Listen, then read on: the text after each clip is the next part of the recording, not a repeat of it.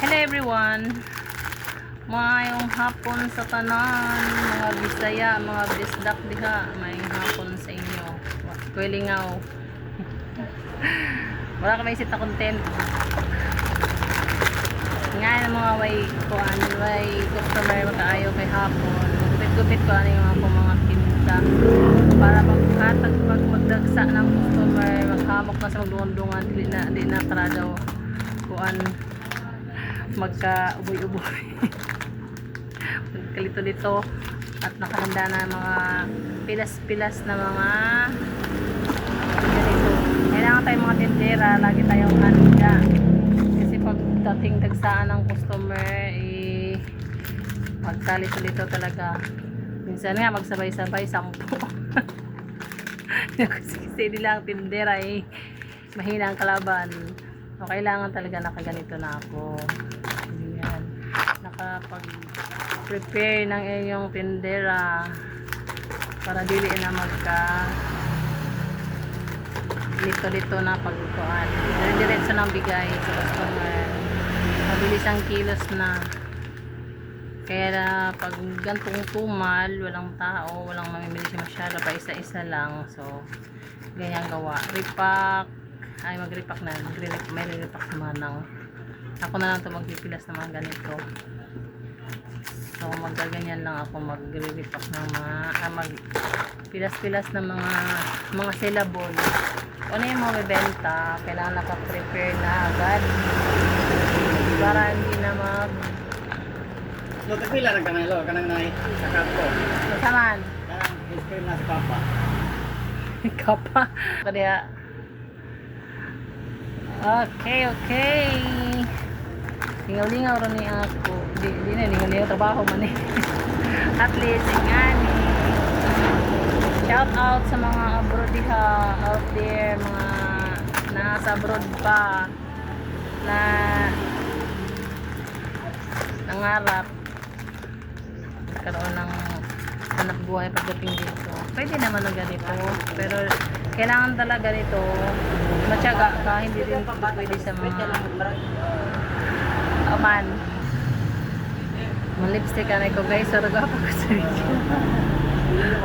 Ayan, ano yung halit. Clay grips. Ha? Clay grips. Ayan. Kailangan ko magsalamin guys kasi yung butas na ito hindi ko na masyado makikita pag wala akong salamin. Madadamage kasi pag hindi mo siya magupit ng maayos. Alam mo na ang kape, konting butas lang yan, inaninigas. So, lugi na. So, kailangan maingat tayo. Ganyan.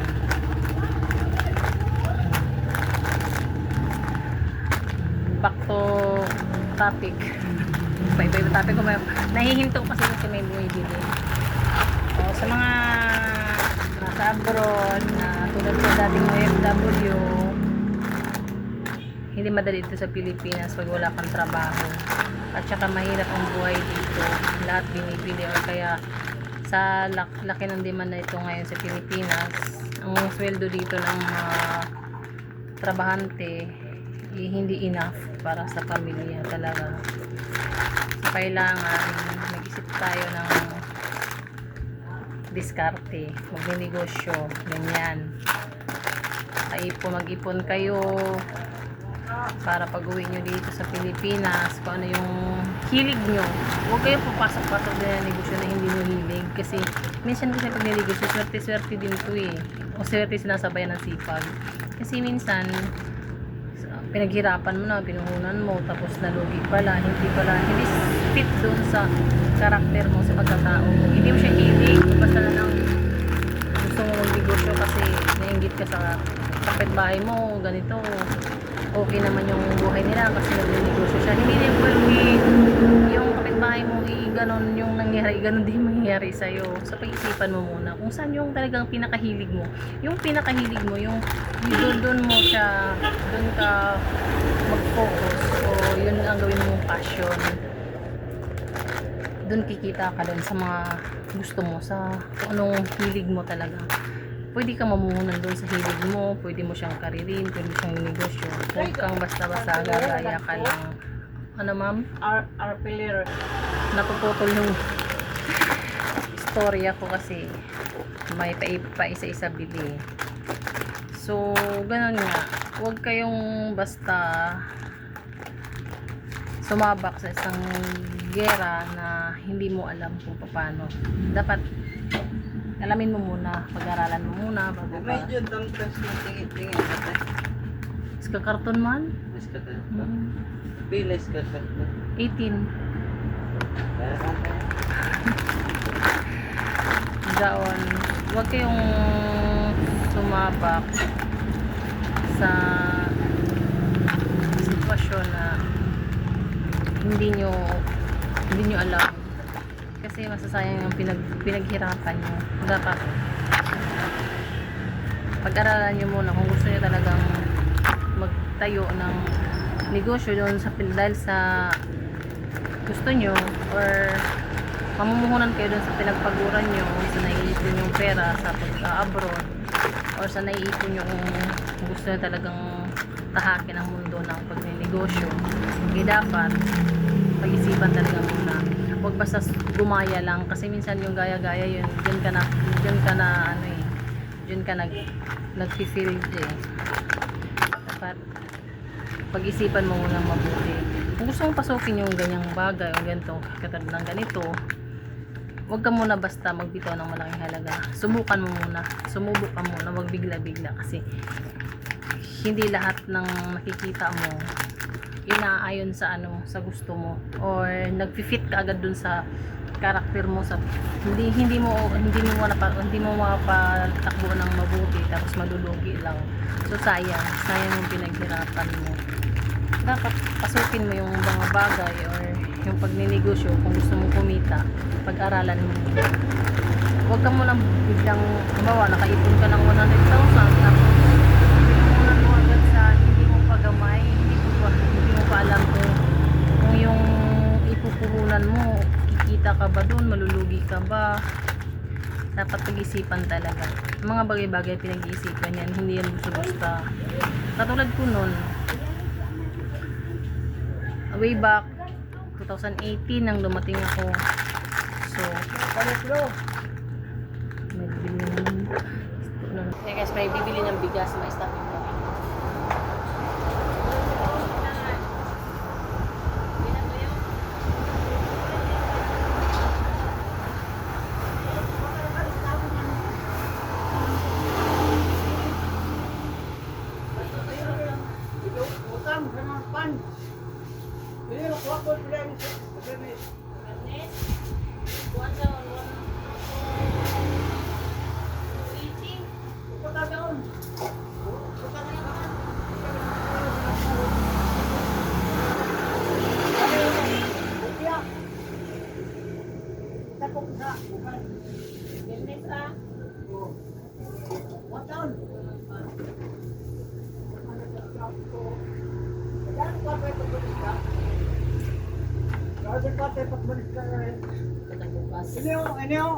Aman. Para Aman isa ini, 15. 15 plus. 15 plus 20, 65. Jadi kata kita pag-alcohol mali ba sila? Ah, sige. Kita Pwede na, oh. Kita Sige. Please makaha. Wala. Na sige no. Dawat na senyor sa Bernes. Oo. At tinutukod. Dyan, doa ka mo rin nabiber? Oo. Doa? Wow. Sana all. Oh, listanay. May pal niya. Diyan, to, pan. Diyan, buti ito pan. Ay, Kopya nga dyan. pal. Matugan si pal. Ay, tayo ka sa bugas. Oh, sige. Kilataran. 65. Oo. Dari kota ka sa bugas. Oh, sige. Gamitan na sudan. Sila Oh, ko isa. dito. Ha? Dito sa sako. Oh, magpili ra ka. Diyan may line price. Dawat na ko na sila senior hangyo sa Kapag ko nung kakilo dyan, tuyo naman tayo dyan palitan. So, 150 rin dyan kwarta. Hangyo anay dyan ang isa anay ko na kayo. Senior naman sa Friday. O sige. Senior. Nakadawat na sila. So, gano'n na nga. Nang umuwi ako ng Pilipinas, ano to ba to? 2018, di muna ako meron talagang may failure. So sasabi ko nga sa inyo, buti na lang hindi ako nag-focus agad sa isang negosyo lang. So yung pera ko, iba-iba yung negosyo. So ito lang yung negosyo na to, yung 60,000 kung pinuhunan ko doon sa pagtitindahan ko doon sa bahay pa namin, doon sa kay nanay, sa bahay ni nanay, katabi ko lang yun. Try lang, yung sinubo ko lang kasi wala ko, hindi ko, sabi ko sa inyo guys, isang linggo lang ako nagpahinga, nagtindahan agad ako. Isang linggo lang akong pagdating ko, isang linggo akong hindi lumabas kasi naglinis ko ng bahay. Buong bahay nilinis ko, isang linggo hindi ako lumabas, isang linggo din ako naglinis ng bahay. Tapos kasi ang dumi ng higa ng mga anak ko, basa-basa ang bahay. Nilinis ko all around na talagang general cleaning ako 1 week. After 1 week, nag-decide ako hindi pwedeng kasi labas sa isang linggo ko pagdating puro labasan pero lang pasok na hindi pwede yan, hindi pwede ito mauubos kung dala ko magkasino na yung pera ko, magsino na yung nadala kong pera, diba? Kung wala akong pasok na pera, mauubos siya talaga kasi ng anak ko pa nag-aaral, diba? So ang ginawa ko, nagtindahan ako, maliit lang. Kinausap ko lang yung nanay ko na dito muna kasi yung bahay ko, may tiris lang yung bahay ko pero lang tindahan. Kinausap ko lang yung nanay ko, yung dati kong tindahan before ako nag-abroad, may tindahan ako dating maliit, dun muna gusto ko talagang pinuno ko muna, tsaka yun talagang tutok ako dun. Nag-ice candy, nag-ice, nagka-repack-repacking. So sa unang Diyos, medyo okay yung ano na yung pang araw-araw namin, nasustentuhan ko yung araw-araw namin, pang araw-araw namin noon. Hanggang sa nag-decide na ako, yung tiris namin ginawa ko ng tindahan, pinalakihan ko na, doon na tumagal, doon nag-umpisa yung journey kong pagnenegosyo. Talagang tinutukan ko na siya kasi yung binili kong motor na tricycle, yun, doon sabi ko sa'yo, nalugi talaga yun kasi pag hindi talaga ikaw mismo ang magpapatakbo sa yung investment na ginagawa mo, yung katulad yung mga driver lang, hindi maiwasan talaga, hindi mo mapaplease talaga mga tao, hindi mo alam yung takbo ng utak nila. Basta asin nalugi talaga yung motor na 100,000 mahigit yung pinuhunan ko doon. Bot pa yung tindahan ko 60,000 hanggang ngayon buhay, pinabubuhay sa amin. Samantala yung motor, yung panagatan na almost 250,000, 250,000, wala din, walang bumalik sa akin, talagang nasira lang siya. May kuha man siya pero hindi siya enough doon sa expenses na expense ko. 250,000 parang naglaho talaga yun, as in wala talagang nangyayari doon sa 250,000. Yung 60,000 kung perang pinuhunan sa tindahan na hanggang ngayon ilang tupik na ba ito yung 60,000, yung 60,000 kung yun hanggang ngayon ang dami niya ng narating, ang dami, hindi ko na mabilang yung profit na nagawa doon sa 60,000 kaysa doon sa motor na 110,000 sa 250,000 na panagatan, yung panagasa pangisda, walang nangyayari doon. Lugi yun, lugi. Kaya sabi ko sa inyo, bago nyo pasukin talaga yung pag-isipan talaga, tsaka kailangan kayo mismo ang magpapatakbo, hindi yung iasa nyo sa ibang tao kasi yung ibang tao hindi naman yan nagpo-concern sa iyo hindi naman nila iniisip, sarili lang din naman nila yung kakabili nila hindi nila iisipin yung kung malulugi ka or yung pinaghirapan mo ba yung pinundar mo doon, hindi nila iisipin yun.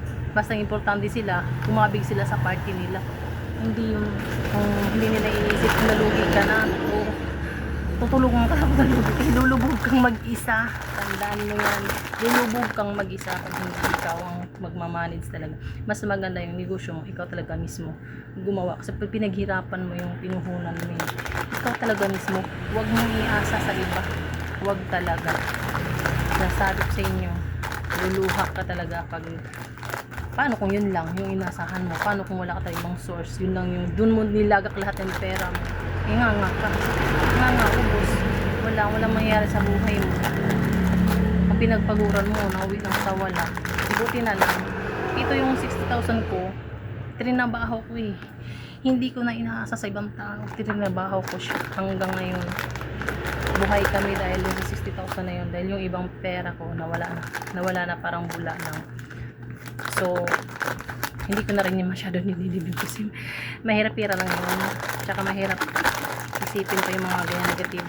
Mas maganda usad pa rin tayo, magsumikap tayo para sa ikaulad, isip ng paraan. Talaga may awa naman ang Diyos, hindi ka naman pababayaan kung nakikita ka naman porsigido ka sa buhay.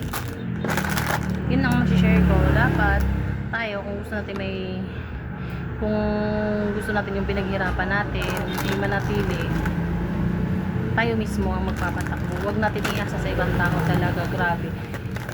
Experience, subok ko na yan.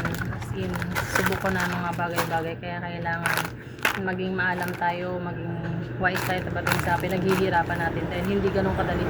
Puyat, pagod, 70 peso yung pera, tapos mawalan lang, diba? Okay guys, maraming na customer. I-stop muna ang aking star stealing. Bye bye. Thank you for watching. Okay, Maloy.